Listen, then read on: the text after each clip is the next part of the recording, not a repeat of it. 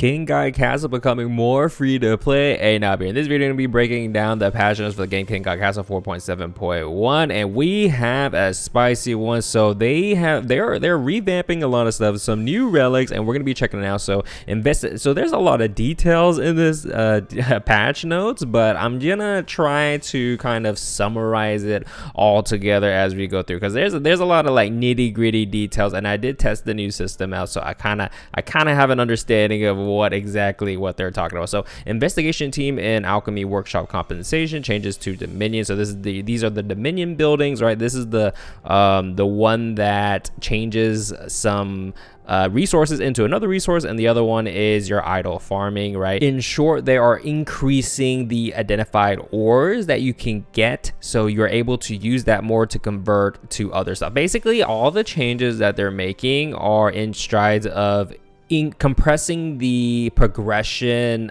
loop, the current loop, so making it faster and better. So a lot of quality of life stuff. So they are giving you more ores, right? And this is a pretty big change. The acquisition path to special goods through change of goods was removed, and the rewards related to very specifically hero growth and relic forging are greatly increased to compress the general progression process. So you're going to be seeing a lot more of this, like this turn and shift into more hero growth, relic reforging things, which is very great for progression. Now, if you're an in-game player, hero growth is kind of whatever, but like the relic forging is pretty nice because it is actually extremely easy now to get perfect relics. Like in the past, you could not, you would have to pay money and RNG, right? I mean, some of you guys understand what I'm talking about if you guys played in the past when forged stones were rare and few in between. But yeah, so investigation changes this is specifically, so pretty much they are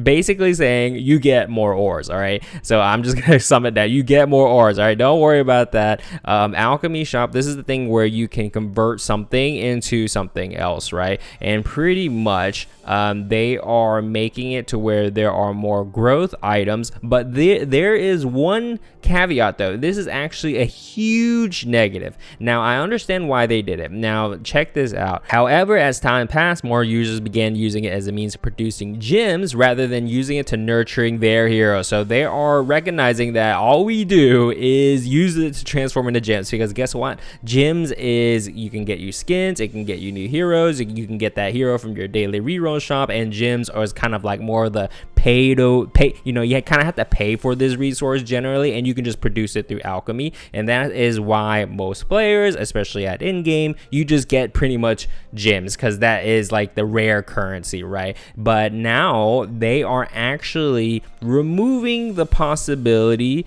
of getting gems in the alchemy. This is absolutely humongous. It is actually humongous, because now gems are way rarer than before, and you cannot actually, it's kind of like back in the day. Okay, they kind of reverted it back in the day, because like eventually they introduced this mechanic where you can actually convert into gems, and now it's like, oh, now we can get a bunch of gems. But now gems are going to be extremely rare, which I think they should be. I think it should be like this. A lot of people are not going to like it, but as a free-to-play player, this is actually pretty bad, because gems are more rare. That means you can get you know, skins, but skins are just cosmetic at the end of the day, so it is not that crazy. But in turn, okay, as a result, you get way more amounts of hero growth items and things like that to awaken your heroes and getting your account to in-game level, and you know, awaken all your heroes and level them up to max level, right? Here's some reduction stuff, and here is some of the obtainable rewards. You can get like forge stones and things like that, and then you'll eventually see a lot more emphasis on forge stones and catalysts and polishing stones. And polishing stones, we will get into it. It is their revamp of the relic system. So here it is. They're reorganizing it. So when you read all of this, it gets very confusing very fast. So in short, they are introducing this new magical polishing stone. Okay, so you have this bronze, this middle, there's the gold tier, right? The god status. Okay, so they give you essentially polishing like an amount. Okay, and you can use this polish amount to upgrade a relic stat or move a relic stat to the exact position that you want that stat to be, which is absolutely huge because you can never do that before. When you roll a relic stat in like the left slot and you're trying to get to the right slot, GG, you can't move it, right? Now you can through this new system. So let's look at some of the more information down below. This is a lot of information, boys. Okay, so basically forging energy, if you don't know what this is now, if you're a new player, all of this is alien language to you, but for you guys who've been playing for a little bit, you guys know what I'm talking about. So I'm not gonna spend too much time on this, but forging energy is pretty much this bar that you fill up every time you re-roll your relic stat.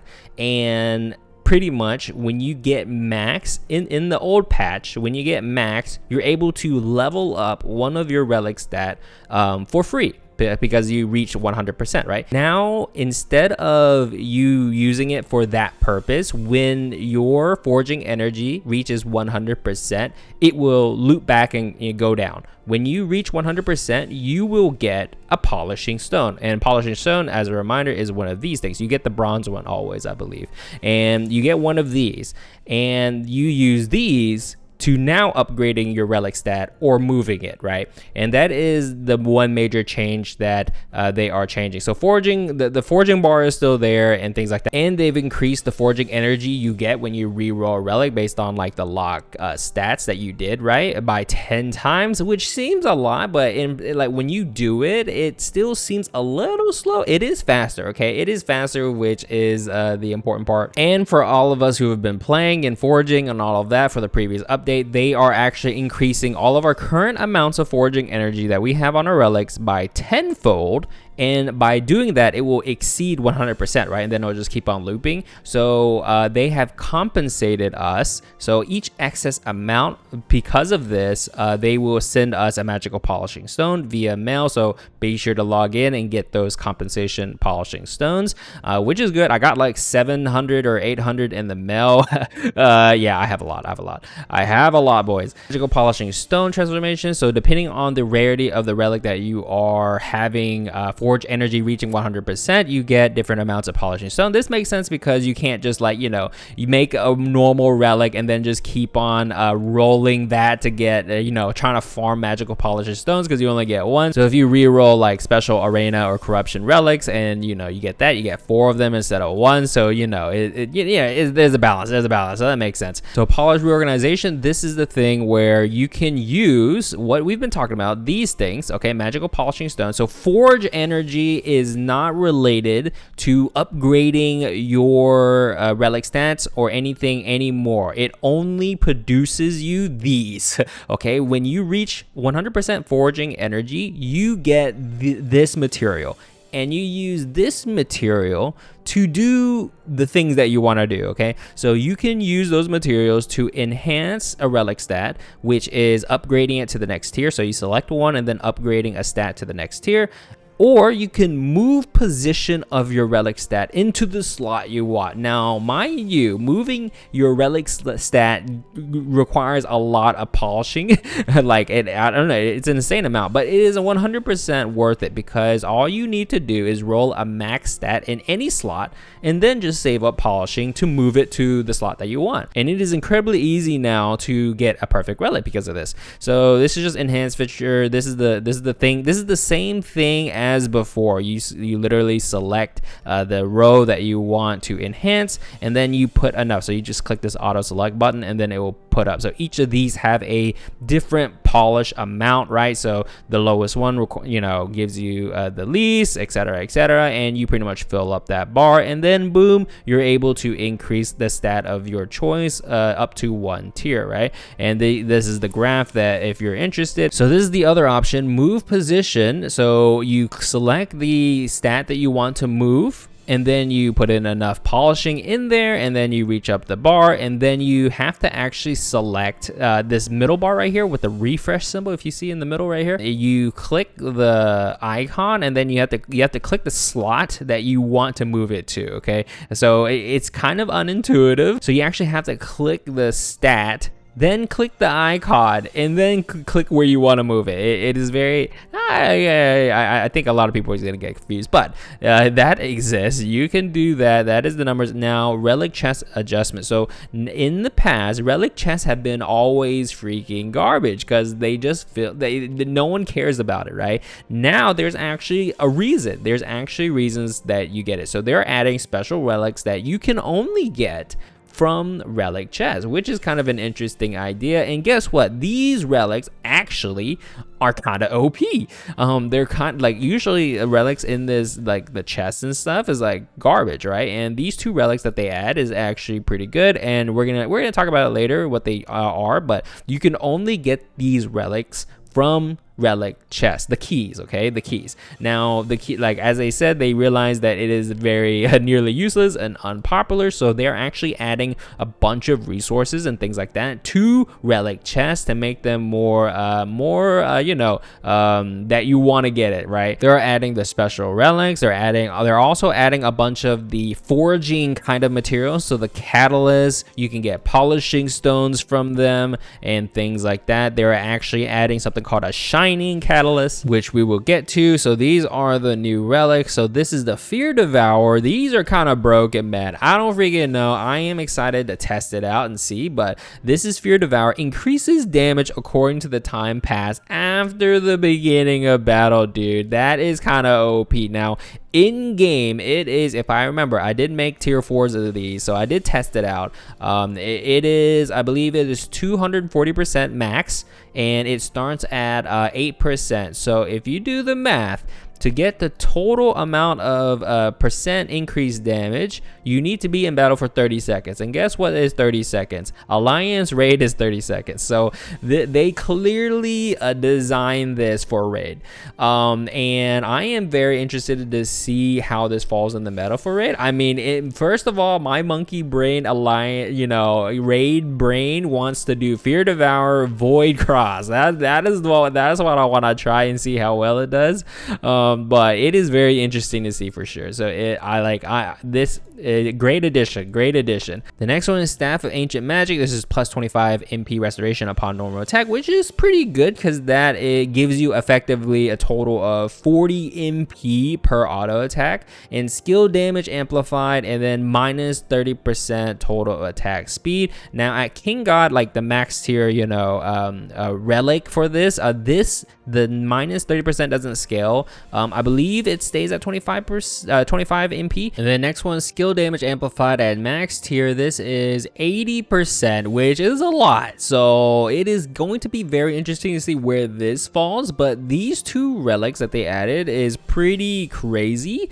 Some comp, you know, some meta defining things that you can only get from Relic Chest now. So if you want these, you're gonna have to do that, you know, that the bronze pool for gold, right? And it is kind of interesting to see. And of course, this is the new catalyst stuff. So these are the shining catalysts. So if you're unsure what all of these, I know it gets really confusing every time I bring up like forging and relics. A lot of people are confused, but if you don't understand this, you don't really need to worry about it too much. But these essentially, whenever you roll a relic stat, it is completely RNG, right? You don't know if you're getting blue, green, red, or whatever, right? These allow you, if you combine these allow you to force your RNG to get the stat that you want.